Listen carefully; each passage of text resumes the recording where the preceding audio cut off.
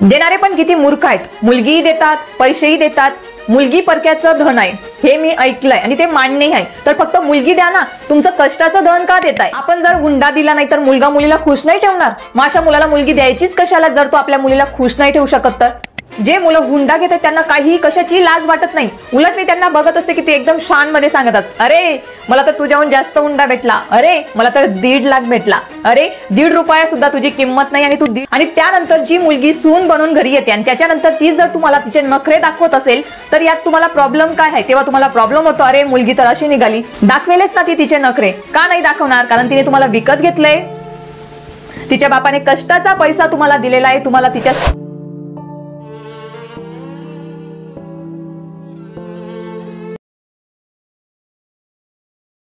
खूप दिवसांपासून मला वाटत होतं की मी या टॉपिक वरती बोलावं, कारण हा टॉपिक खूपच सेन्सिटिव्ह आहे. आजच्या 21व्या शतकामध्ये या टॉपिक वरती बोलावं लागत आहे म्हणजेच खूपच आश्चर्यजनक किंवा लज्जास्पद गोष्ट आहे असं मी म्हणेल. कारण आजच्या ह्या एज्युकेटेड समाजामध्ये हा टॉपिक कुठेतरी बंद व्हायला हवा होता, पण तो परंपरेसारखा चालत आहे. तर मला वाटलं की चला या टॉपिक वरती बोलूया, कारण आजच्या जगामध्ये सुद्धा हा टॉपिक खूपच कॉमन झालेला आहे. मी सुद्धा एका खेडेगावात लहानाची मोठी झाली, म्हणजे आधीपासून बघत आहे आणि आता सुद्धा मी बघत आहे माझ्या मित्र मैत्रिणींचे लग्न होत आहेत. तर हा टॉपिक लग्न रिलेटेड आहे. तुम्हाला समजलं असेल की हा टॉपिक कुठला आहे, तर तो म्हणजे दहेज घेणे, हुंडा घेणे, डावरी घेणे. सो आजच्या ह्या व्हिडिओमध्ये फक्त माझे विचार, माझं मत मांडणार आहे. तुम्ही तुमचं मत, तुमचे विचार मांडू शकतात बिंदासपणे कॉमेंटमध्ये. तुम्हाला काय वाटतं या टॉपिक बद्दल ते तुम्ही माझ्यासोबत नक्की शेअर करा. आणि हो, मी फक्त कॉमन बोलत आहे. या व्हिडिओ बनवण्यामागचा हेतू म्हणजे फक्त या टॉपिक वरती कुणाचे काय विचार आहेत ते फक्त मी मांडण्याचा प्रयत्न करत आहे. पण हो, कुणाला या व्हिडिओ नंतर मिरच्याही लागू शकतात, तर कुणाला हा व्हिडिओ योग्यही वाटू शकतो. म्हणण्यापेक्षा मी म्हणेल ही प्रथा समाजावर थोपली गेलेली आहे का, लादली गेलेली आहे का, का फक्त न विचार करता परंपरेसारखी ही प्रथा आपण चालू ठेवत आहोत? तर हे माझे छोटे छोटे क्वेश्चन मला आधीपासून पडत आलेले आहेत, तेच तुमच्यासोबत मी शेअर करत आहे. तर ती प्रथा म्हणजे हुंडा घेणे, देणे घेणे. आपण याला म्हणत असतो की देणं घेण्याचं काय, तर त्याच विषयी आज आपण बोलणार आहोत. तर ही प्रथा कुठून चालू झाली, आपल्या देशाची आहे का नाही, कशी या पद्धतीने सुरुवात झाली, हे सगळ्या हिस्ट्रीमध्ये मी जाणारच नाही आहे. मला फक्त तुम्हाला एवढं विचारायचं आहे की हुंडा देणे किंवा हुंडा घेणे हे बरोबर आहे की चुकीचं आहे? Taking dowry means giving up your self respect. म्हणजे काय? जर तुम्ही हुंडा घेत आहात तर तुम्ही तुमचा सेल्फ रिस्पेक्टचा सौदा करत आहात, तुम्ही स्वतःचा सौदा करत आहात, तुम्हाला स्वतःला तुम्ही स्वतःची विक्री करत आहात असं मी म्हणेन. काम. आणि हो, जे मुलं हुंडा घेतात त्यांना काही कशाची लाज वाटत नाही. उलट मी त्यांना बघत असते की ते एकदम शान मध्ये सांगतात, अरे मला तर तुझ्याहून जास्त हुंडा भेटला, अरे मला तर 1.5 लाख भेटला, अरे 1.5 रुपया सुद्धा तुझी किंमत नाही आणि तू 1.5 लाख घेतोय. असं मला त्याला तेव्हा उत्तर द्यावं असं वाटतं. का तुम्ही स्वतःचा सौदा करून घेतायत, स्वतःच स्वतःला विकत आहेत आणि ते मस्त अजून सगळीकडे गर्वाने कॉलर टाईट करून सांगत आहेत की अरे मी तर एवढा हुंडा घेतला. अरे बाबा, तिने तुला विकत घेतला. एखाद्या प्राण्यासारखा आपण स्वतःचा सौदा करत असतो आणि ते मस्त गर्वाने सांगत असतो. म्हणजे अशा लोकांना सेल्फ रिस्पेक्ट नाहीच आहे असं आपण समजू शकतो. आणि हो, मी तर म्हणेल यात जो विकत घेत आहे त्याची चूक नाहीये, जो विकला जात आहे त्याची चूक आहे. म्हणजे मुलीवाले मुलगा खरेदी करत असतात आणि त्यानंतर जी मुलगी सून बनून घरी येते आणि त्याच्यानंतर ती जर तुम्हाला तिचे नखरे दाखवत असेल तर यात तुम्हाला प्रॉब्लेम काय आहे? तेव्हा तुम्हाला प्रॉब्लेम होतो, अरे मुलगी तर अशी निघाली. दाखवेलच ना ती तिचे नखरे. का नाही दाखवणार? कारण तिने तुम्हाला विकत घेतलंय. तिच्या बापाने कष्टाचा पैसा तुम्हाला दिलेला आहे. तुम्हाला तिच्या देणारे पण किती मूर्ख आहेत. मुलगीही देतात, पैसेही देतात, मुलगी परक्याचं धन आहे हे मी ऐकलंय आणि ते मान्य आहे. तर फक्त मुलगी द्या ना, तुमचं कष्टाचं धन का देताय? आणि हो, एज्युकेटेड लोक आता हुंडा नाही म्हणत याला, तर याला म्हणतात देण्या घेण्याचं काय, लेनदेन होऊन गेली आहे आता ही. आणि अजून काही आई वडील असं सांगत असतात, जाऊ दे ना आपली मुलगी खुश राहील ना. म्हणजे कुठल्या लेवलची थिंकिंग आहे हे? I don't know. आपण जर हुंडा दिला नाही तर मुलगा मुलीला खुश नाही ठेवणार. मग अशा मुलाला मुलगी द्यायचीच कशाला जर तो आपल्या मुलीला खुश नाही ठेवू शकत तर?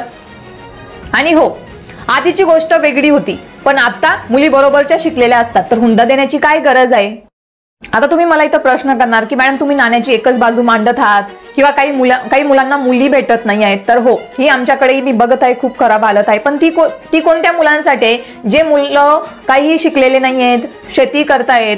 शेती करणं हे चुकीचं नाहीये, पण त्या मुलांना मुली समजून नाही घेतायत, तर ही वेगळी गोष्ट आहे. मी त्याविषयी इथं बोलतच नाहीये. मी इथं बोलते त्या लोकांविषयी जे चांगल्या मोठ्या कंपनीमध्ये आहेत किंवा गव्हर्नमेंट जॉबला आहेत. ते लोकांचं काय, त्या लोकांविषयी मी इथं बोलते जे लोक अशा मोठ्या पदवरती असूनही चांगले डिग्री घेतलेले आहेत, चांगल्या मोठ्या पदवरती आहेत आणि ते हुंडा मागत आहेत, त्यांच्याविषयी मी इथे बोलत आहे. सो तुमचं मत मांडण्याविषयी व्हिडिओ शेवटपर्यंत नक्की बघा. व्यवस्थित व्हिडिओला ऐका की माझा म्हणण्याचा हेतू काय आहे, त्याच्यानंतरच तुमचं मत माझ्यासोबत शेअर करा. आमच्याकडे फक्त हुंडाच नाही घेतला जात, तर मुलीवाले मुलासाठी प्रत्येक जे घरामध्ये लागणारी वस्तू असते, भांड्यांपासून तर मुलांपासून तर मोठ्या वस्तूंपर्यंत, त्या वस्तू सुद्धा दिल्या जातात. का? मुलाला तेवढी ऐपत नाहीये. आणि जर मग मुलगी सून बनून आल्यानंतर ती मुलगी जर काही तुम्हाला बोलून दाखवत असेल तर त्यात तुमचा सेल्फ रिस्पेक्ट हर्ट व्हायला नको. कारण सेल्फ रिस्पेक्ट काय असतो हे हुंडा घेणाऱ्यांना माहितच नाहीये. आणि जर त्यांना सेल्फ रिस्पेक्ट माहित असेल तर त्यांनी तो हुंडा घेतला तेव्हाच तो त्यांनी विकून दिलेला आहे. तर त्यानंतर तो सेल्फ रिस्पेक्ट जागृत किंवा जागा व्हायलाच नको. जेव्हा मुलगी काहीतरी टँट्रम दाखवत असते, बोलून दाखवत असते, तर ऐकून घ्या. कारण तुम्ही ज्या भांड्यात जेवताय ना ते सुद्धा तिच्या बापाने दिलेले आहे.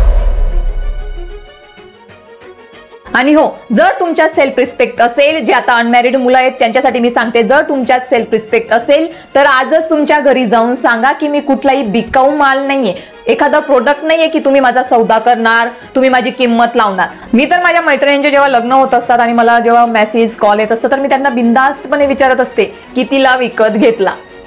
आणि मुलांनाही विचारलं जातं, मी भरपूरदा ऐकलंय की कितीला विकला गेला. तर काय लाज राहते हो तुमची जेव्हा तुम्हाला कोण असा क्वेश्चन करत असतं की तू कितीला विकला गेला. थोडी तरी लाज बाळगा, थोडा तरी सेल्फ रिस्पेक्ट जागा होऊ द्या हुंडा घेण्याच्या आधी. आणि हो, कधी हुंडा घेतल्यानंतर असं मोठ्याने कॉलर टाईट करून सांगू नका. खाली मान करून चालायची लायकी आहे तुमची. असं कॉलर टाईट करून तुम्ही चालू नाही शकत हुंडा घेतल्यानंतर. कारण तुम्ही तो जो तुमचा कॉलर टाईट करण्याचा जो रिस्पेक्ट आहे, सेल्फ रिस्पेक्ट असतो, तोच तसं मस्त कॉलर टाईट करून चालू शकतो. पण ज्यांनी तो सेल्फ रिस्पेक्ट विकून दिलेला आहे, त्यांनी त्यांचा सौदा करून दिलेला आहे, कुणाच्या तरी कष्टाचे पैसे घेऊन तुम्ही सौदा करत असतात, म्हणजेच तुम्हाला थोडी लाज वाटायला हवी. तर विचार करा, आज मी जे काही बोलले या व्हिडिओमध्ये, जे काही विचार मी मांडले, खूप वर्षांपासून मला वाटत होतं की या टॉपिकवरती बोलायला हवं. जर आपली एवढी मोठी यूट्यूब फॅमिली आहे तर मला जाणून घ्यायचं की यावरती तुमचे विचार काय आहेत, तुम्ही माझ्यासारखं थिंक करत आहात का, हे मला जाणून घ्यायचं आहे. सो ॲज अ फॅमिली मी हा माझा विचार तुमच्यासोबत शेअर केला. तुम्हाला कसं वाटतोय? तुमच्याकडे याबद्दल, हुंडा प्रथाबद्दल काय अजूनही काय खराब हालत आहे की तुमच्याकडे बंद झालेली आहे, ते माझ्यासोबत नक्कीच तुम्ही कॉमेंटमध्ये शेअर करा. आणि हो, या व्हिडिओला जास्तीत जास्त लाईक करा, शेअर करा तुमच्या फ्रेंड्स फॅमिलीमध्ये. आणि जर चॅनलवरती नवीन असणार तर चॅनलला आजच सबस्क्राईब करा. असेच आपल्या समाजामध्ये जे टॉपिक आहेत ते मी या चॅनलवरती शेअर करण्याचा प्रयत्न करणार आहे. सो प्लीज तुमचा सपोर्ट असू द्या. आणि आजच्या व्हिडिओबद्दल तुमचे मत, तुमचे अनमोल विचार माझ्यासोबत नक्की शेअर करा. Thank you so much.